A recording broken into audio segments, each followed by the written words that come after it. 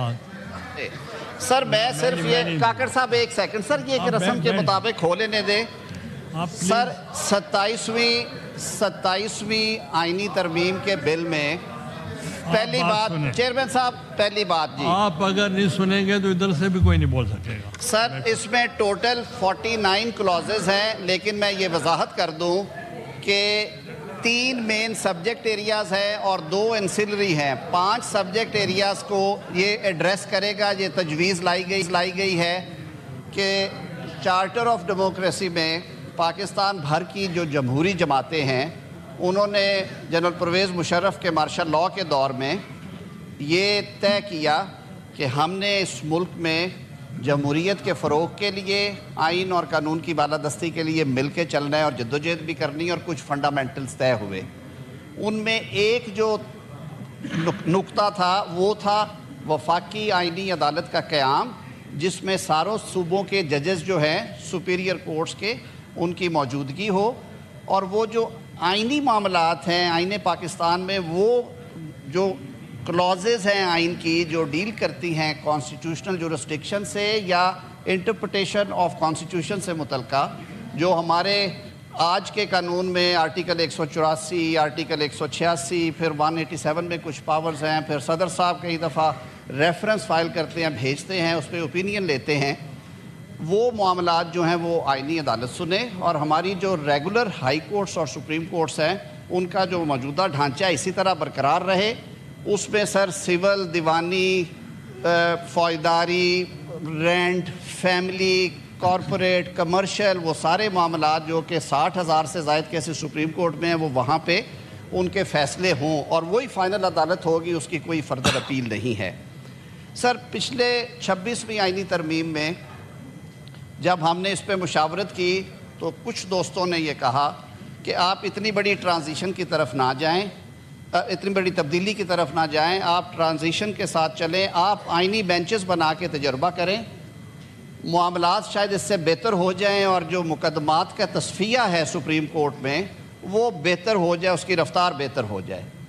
سر ہم نے benches 2/3 majority سے اسی ایوان میں یہ بل پاس ہوا، قومی اسمبلی نے پاس کیا، صدر مملکت نے اسینٹ کیا، یہ بل پاس ہوا، آئینی بینچز بن گئے سپریم کورٹ آف پاکستان میں۔ اب سر تھا یہ کہ وہی عدالت ہے، وہی جج صاحبان ہیں، جوڈیشل کمیشن آف پاکستان انہیں نامزد کر دیتے تھے، وہ دن کا زیادہ تر ٹائم کانسٹیٹیوشنل پٹیشن سنتے تھے، وہ جو معاملات ان کی جورسڈکشن میں تھے، اور باقی ٹائم پہ دیگر مقدمات بھی۔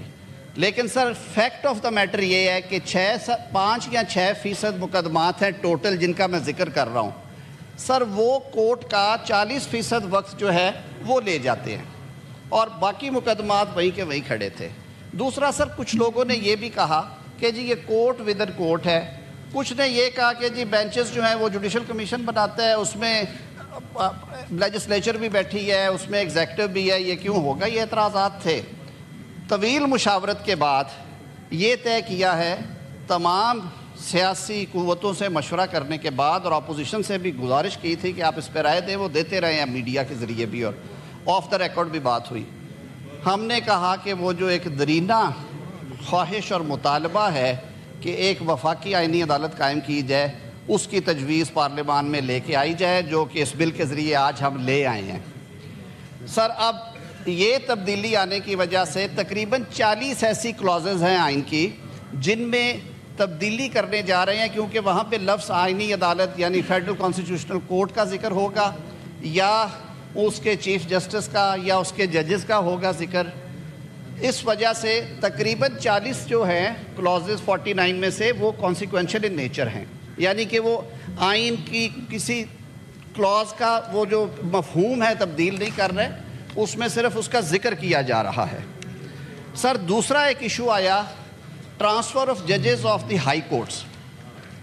1973 کے آئین میں سر آرٹیکل 200 میں اس کو ایڈریس کیا گیا، اور آرٹیکل 200 میں یہ کہا گیا کہ کسی بھی جج کو ایک ہائی کورٹ سے دوسرے ہائی کورٹ میں صدر مملکت ٹرانسفر کر سکتے ہیں، اور وہ اختیار ظاہر ہے وزیر اعظم کی ایڈوائس پہ استعمال ہوتا تھا، لیکن اس کے لیے اس ہائی کورٹ جہاں سے وہ جا رہے ہیں چیف جسٹس صاحب کو، جس ہائی کورٹ میں وہ جائیں گے اس کے چیف جسٹس صاحب کو، اور سپریم کورٹ کے چیف جسٹس کو وہ اعتماد میں لیں گے، یعنی کہ ان سے کنسلٹیشن کریں گے، اور اس کے بعد وہ تبادلہ جج کی رضا کے بغیر 2 سال کے لیے ہو سکتا ہے، لیکن اگر 2 سال سے زائد عرصہ آپ نے انہیں بھیجنا ہے تو اس کے لیے آپ کو ان کی کنسنٹ لینا پڑے گی۔ 18ویں ترمیم میں وہ جو 2 سال والا معاملہ تھا اس کو بھی نکال دیا گیا اور کہا گیا کہ ان کی کنسنٹ لیں گے۔ 26ویں آئینی ترمیم میں وہی کی وہی پروویژن اسی طرح رہی، لیکن اس وقت بھی تجویز آئی تھی کہ اس میں بار بار یہ اشارہ ہوتا ہے کہ جی ایگزیکٹو کا کیوں عمل دخل ہے، تو یہ معاملہ بھی آپ جوڈیشل کمیشن آف پاکستان کو دے دیں۔ تو تجویز یہ دی جا رہی ہے کہ اگر ایک ہائی کورٹ سے دوسرے ہائی کورٹ میں کسی جج کو بھیجنا ہے، میں اس کی ایک مثال دیتا ہوں کہ بلوچستان ایک چھوٹا ہائی کورٹ ہے، لیکن اللہ تعالیٰ نے بلوچستان کو وسائل سے مالا مال کیا ہوا ہے۔ اب وہاں پہ آپ ریکوڈے کے ایک پروجیکٹ ہے، سیندک ہے، منرلز کے کام بڑھ رہے ہیں، ملٹی نیشنل کمپنیز آ رہی ہیں۔ وہاں پہ اگر بلوچستان کے چیف جسٹس صاحب یا وہاں کی بار یا ججز مطالبہ کرتے ہیں کہ ہمیں 2 سال کے لیے کمپنی کارپوریٹ میں جو جج تجربہ زیادہ رکھتے ہیں انہیں مہمان کے طور پہ بھیجیں، وہ وہاں پہ سرو کریں، واپس چلے جائیں۔ وائس ورثہ اسلام آباد لاہور میں یہ ہو سکتا ہے، پشاور اور کراچی میں ہو سکتا ہے۔ کئی دفعہ جج صاحبان خود خواہش کر دیتے ہیں کہ میرے کو فیملی ایشوز ہے، بچے پریکٹس کر رہے ہیں میرے اسی ہائی کورٹ میں، اور میں انہیں ڈسلوج نہیں کرنا چاہتا، میں کسی دوسرے ہائی کورٹ میں جا کے کام کرنا چاہتا ہوں تاکہ لوگ انگلیاں نہ اٹھائیں کہ ان کے بیٹے یا بیٹیاں یہاں پہ وکالت کرتی ہیں۔ ہم نے کہا اس سے آپ یہ جو رول ہے وزیر اعظم کا ایگزیکٹو کا ایڈوائس پہ وہ نکال دیں، یہ معاملہ بھی جو کمیشن ہے ججز اپوائنٹمنٹ کا، JCP judicial commission of Pakistan under article 175، اس کے سپرد کر دیا جائے، جس میں چیف جسٹس ہوں گے، جس میں 4 اور ججز ہوں گے، جس میں بار کا نمائندہ ہے، جہاں پہ 2 اپوزیشن کے 2 ٹریری بینچز کے ممبران ہیں، جس میں اٹارنی جنرل بھی بیٹھتا ہے، وہ آل انکلوسیو ہے، جو کہ 18ویں ترمیم کی عین روح کے مطابق بنایا گیا، اور ساتھ میں جو 2 ہائی کورٹس انوالو ہوں گے ان کے چیف ججز کو بھی بنایا جائے۔ اس میں سیف گارڈز بھی دیے گئے ہیں۔ سیف گارڈز یہ ہیں کہ چیف جسٹس جس صوبے میں بیٹھے ہوئے کوئی بھی چیف جسٹس، ان سے سینئر جج کو نہیں بھیجا جائے گا تاکہ چیف جسٹس کا عہدہ جو ہے اس کے حوالے سے کسی قسم کا کوئی تنازع پیدا نہ ہو۔ اس میں جوڈیشل کمیشن پہ چھوڑ دیا گیا کہ وہ جج صاحب کو بلا کے اس کی کنسنٹ کی بات کرنا چاہیں، کنسنٹ کے علاوہ کرنا چاہیں، کن ٹرمز پہ بھیجنا چاہتے ہیں، کتنے عرصے کے لیے بھیجنا چاہتے ہیں، وہ کلیئر کر دیا گیا ہے۔ پیچھے ٹرانسفرز ہوئی اسلام آباد ہائی کورٹ میں، کیونکہ یہ ایک فیڈریشن کا ہائی کورٹ ہے، کہا گیا کہ ایسے علاقے جن کی نمائندگی نہیں ہے، سندھ انٹیریئر سے، بلوچستان سے، پنجاب کے ساؤتھ آف پنجاب سے، وہاں سے ججز کو ٹرانسفر کیا گیا، تو ان کی سینیورٹی کا مسئلہ پیدا ہوا۔ معاملہ آئینی بینچ کے سامنے گیا، انہوں نے معاملہ پھر صدر مملکت کو ریفر کیا، اور یہ بات وہ مانے کہ جو سینیورٹی ہے وہ شروع ہوگی from the date he takes first oath as a جج آف ہائی کورٹ۔ یہ تو بڑی غیر مناسب بات ہے کہ ایک جج نے 2016 میں اوتھ لیا اور انہوں نے 8 سال کام کیا کراچی میں، اور اس کے بعد انہیں آپ نے بھجوا دیا لاہور میں، اور لاہور میں جا کے وہ جو 2020-21 میں اپوائنٹ ہوئے ججز ان کے نیچے جا کے بیٹھے روسٹر میں، تو یہ غیر مناسب بات تھی۔ وہ معاملہ حل کر دیا ہے کہ وہ جج صاحبان اپنی سینیورٹی جو ہیں اوریجنل سینیورٹی کیری کریں گے، وہ عارضی ہوگا یا مستقل ہوگا، اس میں ان کی دو سارے کنٹورز دے دیے گئے ہیں۔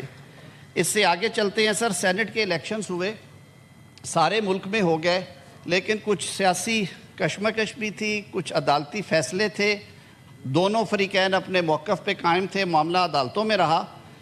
خیبر پختونخوا میں سینٹ کا الیکشن سر 1 سال سے زائد عرصے کی تاخیر سے ہوا، اور اسی فلور پہ اس کا ذکر ہوتا رہا ہے، آپ کی رولنگ بھی ہے سر چیئرمین ڈپٹی چیئرمین کے الیکشن پہ، اللہ نے کیا ہو گیا۔ اب یہ ایک ابہام رہنا تھا تھرو آؤٹ، اور کل کو بھی ایسی صورتحال آ سکتی تھی۔ ان کے ٹینیور کی پروٹیکشن اور جو سینٹ کی ہارمنی ہے، یعنی کہ سینٹ کبھی تحلیل نہیں ہوتی اور ہر 3 سال کے بعد سینٹ کے الیکشنز کے بعد اوتھ ہوتے ہیں، اور پہلا کام چیئرمین اور ڈپٹی چیئرمین کا الیکشن ہوتا ہے۔ اس کو کسی ابہام اور تنازع سے بچانے کے لیے سر اس کو سیونگ کلاز دی گئی ہے، اس کو ایکسپلین کر دیا گیا یہ کس طرح ہوگا۔ چھوٹے صوبوں نے سر یہ مطالبہ کیا کہ جو 11% ہے کیبنٹ کا آپ نے رکھا ہے کہ ٹوٹل اسٹرینتھ کا 11% سے زیادہ نہیں ہوگا، पंजाब जैसे बड़े सूबे में जहाँ पे असम्बली जो है वो 350 से ज़ायद पे है, वहाँ ये मसला नहीं आता, क्योंकि 34 या 40 अगर महकमे हैं तो उनका 11% 45-40 लोगों पे बनेगा। सर बलूचिस्तान में सबसे ज़्यादा मसला था, कह दिया गया जी 15 या 11% में से जो हायर साइड पे वो कर लें, लेकिन उसके बावजूद वो 15 से आगे नहीं से जा सकते। अब सर पाकिस्तान की जोग्राफिए में कोई आधा पाकिस्तान जो है वो बलूचिस्तान के हिस्से में है, एडमिनिस्ट्रेटिव मसले हैं, उनके दीगर मसाइल हैं। वो बार बार कहते थे जी हमें कैबिनेट साइज़ थोड़ा सा बेहतर कर दें, क्योंकि इससे हमारा काम नहीं चलता, महकमे बहुत ज़्यादा हैं और क्वालिटी की गवर्नेंस नहीं होती। सिंध ने भी सर ये शिकायत की कि उनका भी नंबर ऑफ़ MPs के हिसाब से महकमे ज़्यादा हैं, वजारतें कम हैं, इसलिए देखें खैबर पख्तूनख्वा का भी इशू होगा। मासवाए पंजाब के ये था सर, उस 11 को बहुत सोच समझ के तजवीज़ ले कर आए हैं। ये सब तजावीज़ हैं सर, ये बिल की शक्ल में आई हैं। पास करने का, रिजेक्ट करने का इख्तियार इस मुवक्कर ऐवान का है। आप 2/3 से पास करेंगे ये आइन का हिस्सा बनेगा, आप नहीं करेंगे ये बिल की सूरत में वैसे ही वापस हो जाएगा। सर वो 13% किया है। एडवाइज़र्स पहले 5 की इजाज़त थी, सर नहीं जहते हैं, बहुत टेक्निकल एरियाज़ है, AI आ गई है, डिजिटल रिफॉर्मेशन हो गई है, इकॉनमी के कई कंटूर्स बदले हैं। हुकूमतों के पास ये इख्तियार होना चाहिए कि वो थोड़ा इसको स्ट्रेच करें। इसमें हमारे दोस्तों ने, पाकिस्तान पीपल्स पार्टी ने कहा कि इसको बहुत थोड़ा आप करें। बाकी दीगर दोस्तों से भी मुशावरत की, सबका ख्याल था कि बहुत ज़्यादा ना 5 से 7 पे लेके गए हैं, एंड दैट्स ऑल। ये भी तजवीज़ है सर। इसी तरह 243 के बारे में बड़ी डिबेट हुई है मुख्तलिफ TV चैनल्स पे भी कि पता नहीं क्या आ रहा है, पता नहीं क्या होने जा रहा है। सर उसमें इबहाम को दूर करने के लिए मैं मुनासिब समझूंगा कि मैं वो रेलिवेंट क्लॉज जो है उसका मुतालिया कर दूं, ताकि कोई चीज़ ये ना हो कि ये समझ नहीं आई और इसका हमें पता नहीं चला। ये है सर सर्विसेज के बारे में। इसमें सर तब्दीली की क्यों ज़रूरत पेश आई? जनाब चेयरमैन, अल्लाह ताला ने इस मुल्क पे अपना ख़ास फ़ज़ल किया और हमेशा से रहा है, लेकिन उसकी रहमतों की जो बरसात और उसके फ़ज़ल व करम का जो आलम हमने मई 2025 में देखा, उस पे सारी दुनिया जो है उसकी नज़रें पाकिस्तान की तरफ हैं। पाकिस्तान पे एक झूठा इल्ज़ाम लगा के भारत ने एक ढोंग रचा के पाकिस्तान की इलाकाई सलामती को वायलेट करने की कोशिश की, एक दफ़ा नहीं 2 दफ़ा की, और फिर जो बिफिटिंग रिस्पॉन्स दिया अफवाज पाकिस्तान ने, उसकी पूरी दुनिया मुतरफ़ है। चाहे वो सुपर पावर्स हैं, चाहे वो इस्लामी ब्लॉक के ममालिक हैं, चाहे वो इस रीजन में बसने वाले दीगर लोग हैं। जनाब चेयरमैन, जब स्ट्रेटिजिक चीज़ों की बात होती है तो मेरे ख़्याल में हमें बहुत एहतियात के साथ बातें करना चाहिए, और मैं ये अर्ज़ करूँगा अपने दोस्तों से कि इस सारी स्कीम को पहले पढ़ के समझ के इस पे ज़रूर बहस भी करें, इसको डिस्कस भी करें, लेकिन इसमें पाकिस्तान की इज़्ज़त, वक़ार और सालमियत का अंसर ज़रूर मलहूज़ ख़ातर रखिएगा। जिन जवानों ने शहादतें दी हैं और जिन जवानों ने ये जंग जीत के दी है और जिन कमांडरों ने इसको लीड किया है, वो कौमी हीरो हैं। हमें उनकी इज़्ज़त और वक़ार का एहसास है। अब जो नए ज़माने की जो जहतें हैं और जो इंटरनेशनल ट्रेंड्स हैं, उनको सामने रखते हुए 243 में कुछ चीज़ें जो हैं उनको इंट्रोड्यूस कराया जा रहा है। कोई सस्पेंस नहीं, मैं इसको पढ़ देता हूँ। पहली बात तो ये है सर कि chairman joint chief of staff का जो ओहदा है वो रवाजन कन्वेंशनली हमारी आर्मी नहीं था, कमांडर इन चीफ ही हम कहते थे। जो मिलिट्री के चीफ ऑफ आर्मी स्टाफ थे वही लीड करते थे डिफेंस फोर्सेस को। फिर हमने chairman joint chief of staff committee बनाई और उसके चेयरमैन एक मुकर्रर किए। अब तजवीज़ ये है कि जो चीफ ऑफ आर्मी स्टाफ हैं उन्होंने, क्योंकि उनकी खिदमात और हालिया जंग में उनकी जो कामयाबी है और जो इज़्ज़त और तकरीम उन्होंने दीगर सर्विसेज चीफ्स के साथ मिलकर इस कौम को पेश की है, इस कौम ने उसको रिकग्नाइज़ करते हुए उन्हें फील्ड मार्शल के टाइटल से नवाजा। फील्ड मार्शल का टाइटल जो है वो एक टाइटल है, रैंक है, वो अपॉइंटमेंट एज सच नहीं है। आर्मी चीफ जो है वो अपॉइंटमेंट है, उसका एक टाइम फ्रेम है, वो 5 साल के लिए हमारे कानून के मुताबिक on the expiry of that time what ever is mentioned in the law वो ओहदा छोड़ देते हैं unless until he has been granted extension by the competent authority. वो वजाहत इसमें मौजूद है, لیکن فیلڈ مارشل ہیں یا martial of the air force ہیں یا ایڈمرل آف دا فلیٹ ہیں، یہ دنیا کے مختلف ممالک میں ہیں، بحریہ کے لیے، فضائیہ کے لیے اور بری افواج کے لیے، ان کا ذکر کیا گیا ہے اور کہا گیا ہے کہ یہ قومی ہیروز ہوں گے جن کو یہ ٹائٹل دیا جائے گا. اور یہ ٹائٹل سر ساری دنیا میں تا حیات ہے.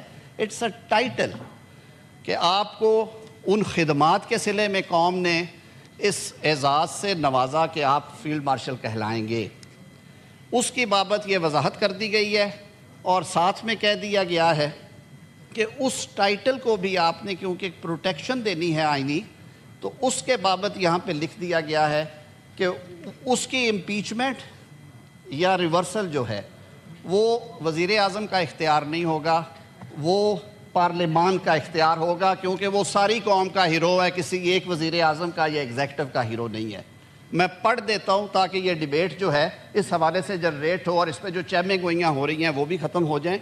سر دس از امینڈمنٹ آف آرٹیکل 243. میں ترجمہ بھی کروں گا اپنے بھائیوں کے لیے. جو میرے دوست ہمیشہ کہتے ہیں کہ آپ ٹرانسلیٹڈ ویسے آ گیا ہوگا. In the Constitution, in Article 243 for Clause 4, following shall be substituted, namely, the President shall, on the advice of Prime Minister, appoint the Chief of Army Staff, concurrently the Chief of Defence Forces. جو میں نے کہا جو original scheme ہے اور یہ دنیا کے بے تحاشا ممالک میں رائج ہے، وہ آ جائیں گے. آرمی چیف جو ہیں وہ چیف آف ڈیفینس فورسز ہوں گے. دا چیف آف نیول سٹاف اور چیف آف ایئر سٹاف کی اپوائنٹمنٹ بھی اسی طرح وزیر اعظم کی ایڈوائس پہ ہوا کرے گی. اس کے ساتھ سر یہ کہہ دیا گیا کہ ان کے سیلریز الاؤنسز کی ڈٹرمنیشن وہیں سے ہوگی، وہ پہلے بھی وہی ہے. اب جو نئی کلوزز ڈالی گئی ہیں وہ 5, 6, 7, 8, 9, 10, 11 ہیں جی. 5 کہتی ہے notwithstanding anything contained in clause 4 the office of chairman joint chief of staff committee shall stand abolished with effect from 27th day of November 2025. جو موجودہ chairman joint chief of staff committee ہیں sir وہ بھی ہمارے قومی hero ہیں. ان کے مدت ملازمت جب انہوں نے وہ اپوائنٹمنٹ ان کی ختم ہوگی اس کے بعد سر یہ عہدہ ابالش ہوگا. ان کے کرنسی آف پیریڈ میں سر پارلیمان یہ سوچ بھی نہیں سکتی کہ انہیں اس عہدے سے ہم محروم کریں. لیکن اس کے بعد نئی تقرری نہیں ہوگی کیونکہ ہم نے چیف آف آرمی سٹاف جو ہیں انہی کو چیف آف ڈیفینس فورسز کی ذمہ داری سونپنی ہے. یہ تجویز ہے. تجویز یہ ہے کلاس 6 میں that the Prime Minister shall on the recommendation of Chief of Army Staff concurrently the Chief of Defence Forces appoint the Commander of National Strategic Command from members of Pakistan Army and shall also determine his salaries. یہ chairman joint chief of staff committee کے functions میں سے ایک یہ بھی function ہے.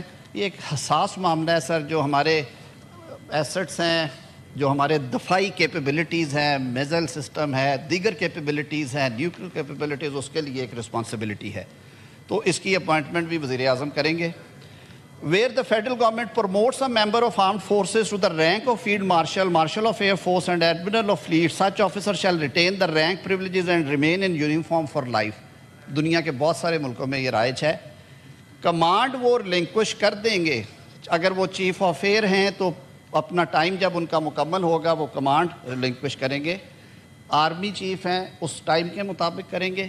لیکن یہ جو ان کو ٹائٹل اور رینک فیلڈ مارشل کا اگر کسی کو دیا گیا تو آئین اس کو پروٹیکٹ کر رہا ہے. 9 میں ہے the provisions of Article 248 as applicable to President shall mutatis mutandis apply to Field Marshal, Marshal of Air Force and Admiral of Fleet. جو میں نے بات کی ہے کہ پھر یہ نہیں ہے کہ ایک بندے نے اپنی ساری عمر دی، اس نے اس ملک کی خدمت میں ایک جنگ جیتی، ایک نہیں کئی اور محاذوں پہ کامیابی حاصل کی، قوم نے اسے اس ٹائٹل سے نوازا، تو یہ فرد واحد کا فیصلہ نہیں ہوگا کہ آپ یہ ٹائٹل واپس لے لیں. یہ اس ایوان کا اختیار ہے. یہ دونوں ایوان جوائنٹ سٹنگ میں بائی ووٹ اس کو کر سکتے ہیں، جو صدر کو مؤاخذہ کرنے کا طریقہ ہے. Sir on completion of term of his command, یہ وہ بات ہے جس کی وضاحت میں under the law the federal government shall determine the responsibilities and duties of field marshal, marshal of air force and admiral of fleet in the interest of state. کہ جب وہ کمانڈ چھوڑتے ہیں تو اس کے بعد وفاقی حکومت کے لیے اوپن ہوگا کہ ان کو کسی اعزازی مشاورتی جس بھی کیپیسٹی میں وہ انہیں کہیں، کیونکہ وہ قوم کا سرمایہ ہے، یونیفارم میں ہیں، ٹائٹل آپ نے دیا ہوا ہے، تو وہ آپشن بھی دے دی گئی ہے. The President shall on the advice of Prime Minister determine the salary allowances and so of the officers of these 3 forces. تو سر یہ ساری وہ بات تھی، آپ کے سامنے اس لیے رکھی ہے کہ اب آپ نے ان چیزوں کے اوپر ڈیبیٹ کرنا ہے۔ میرے خیال میں یہ کچھ ٹاپکس تھے جن پہ میں نے کہہ دیا کہ فیڈرل کانسٹیٹیوشنل کورٹ قائم کرنے جا رہے ہیں ہم، ججز ٹرانسفر کے اوپر میں نے بات کر دی، سینٹ الیکشنز ایک ٹائم پہ ہوا کریں گے اور ابہام دور کرنے کی بات کر دی، کیبنٹ کی بات ہو گئی، 243 کی جو ہماری ڈیفنس فورسز ہیں، اور اس پہ میں نے پھر عرض کیا ہے کہ ہماری سیاستیں، ہمارا سب کچھ ہمارے ملک کے لیے ہے، ملک کی عزت، وقار اور سالمیت کو سامنے رکھتے ہوئے اس پہ ڈیبیٹ کریں، سر آنکھوں پہ اس کا جواب دیں گے۔ سر دو چیزیں چھوٹی چھوٹی اور ہیں جی، دو چیزیں اور ہیں، ایک پریزیڈنشل امیونٹی کے اوپر ڈیبیٹ چلی ہوئی تھی، وہ کمیٹی میں معاملہ ڈیبیٹ ہوگا۔ دوسرا ہمارے حلیف جماعت متحدہ قومی موومنٹ اور ہماری حلیف جماعت بلوچستان عوامی پارٹی نے 2 بل آلریڈی انٹروڈیوس کروائے ہوئے ہیں کانسٹیٹیوشنل امینڈمنٹس کے، جو کہ آلریڈی اسٹینڈنگ کمیٹی میں ہیں۔ وزیر اعظم صاحب سے جب ان دوستوں کی ملاقات ہوئی اور عوامی نیشنل پارٹی کی بھی ایک تجویز جو ہے وہ بھی ٹیبل پہ آئی، وہاں پہ انہوں نے کہا کہ جب صوبہ خیبر پختونخوا کا نام NWFP سے بدلا جا رہا تھا تو ان کا یہ تقاضا تھا کہ اسے پختونخوا کے نام سے یاد کیا جائے۔ بہرکیف اس وقت 18ویں ترمیم میں اسے خیبر پختونخوا رکھا گیا۔ ہم نے کہا کہ جی آپ، کیونکہ اسٹینڈنگ کمیٹیز کو سر یہ اختیار ہوتا ہے کہ وہ بل کو بھی دیکھیں اور جو اس کے علاوہ بہتر تجویز ہے وہ بھی دیکھیں۔ ہماری حلیف اتحادی جماعت پاکستان پیپلز پارٹی نے یہ جو پروویژنز ہیں جو اس بل کا حصہ ہیں، اس کی اپروول تو اپنی سینٹرل ایگزیکٹو کمیٹی سے لی ہے، جو ان کا ایک رواج ہے، اور وہ کہتے ہیں کہ ہم اس کے اندر ہی رہتے ہیں۔ لیکن اس کے باہر جو تجاویز ہے، جیسے میں نے عرض کیا کہ متحدہ قومی موومنٹ کا مقامی حکومتوں کو فائنینشلی با اختیار بنانے کا، اور ان کا یہ کہ ان کے ٹینیور کو پروٹیکشن دی جائے، اور جو پنجاب اسمبلی کی ایک ریزولوشن آئی، یہ وہ ایشوز ہیں جو کہ وزیر اعظم صاحب نے آج کیبنٹ میں یہ ہدایت کی کہ وہ دوست کمیٹی میں اگر ان کو اٹھاتے ہیں تو رولز اینڈ پروسیجرز کے مطابق ہم کوشش کریں کہ اس پہ اتفاق رائے ہو۔ بلوچستان عوامی پارٹی کا صوبائی سیٹوں میں اضافے کا جو مطالبہ ہے کہ صوبہ بہت بڑا ہے اور حلقے بہت بڑے، آبادی کم ہے، تو اس میں اگر 65 سے اسے 90 یا 95 کر دیا جائے، وہ بات بھی وہاں پہ ہو سکتی ہے۔ ایمل ولی خان صاحب کی جو تجویز ہے کہ اس کو بھی آپ کنسیڈر کریں کہ جہاں پہ پختون بستے ہیں اس صوبے کا نام، جیسے بلوچوں کے صوبے کے لیے ہم بلوچستان، اور سندھی بھائیوں کا سندھ، اور پنجابیوں کا پنجاب ہے، تو یہ بھی آپ ڈیبیٹ کر لیں وہاں پہ۔ سر جمہوریت کی خوبصورتی ہے کہ سیاستدان ہمیشہ مل بیٹھ کے افہام و تفہیم سے، منطق سے ایک دوسرے کو قائل کرتے ہیں۔ میں سر دل کی گہرائیوں سے خراج تحسین پیش کرتا ہوں آج اپنے اپوزیشن کے بھائیوں کو کہ انہوں نے اس نازک موقع کے اوپر تحمل کے ساتھ یہ بات سنی۔ ہم یہ توقع رکھتے ہیں، اور مجھے ہدایت ہے اپنے حلیف جماعتوں کے رہنماؤں کی بھی، وزیر اعظم صاحب کی بھی، کہ میں پھر انہیں آج ایک دفعہ استدعا کروں کہ آپ اسٹینڈنگ کمیٹیز میں آئیں، آپ بیٹھ کے یہاں پہ ڈیبیٹ کریں، یہ آپ کا ڈیسیژن ہوگا۔ فلور آف ہاؤس پہ سر یہ جو بات کریں گے ہم اس کا جواب دینے کے پابند ہیں۔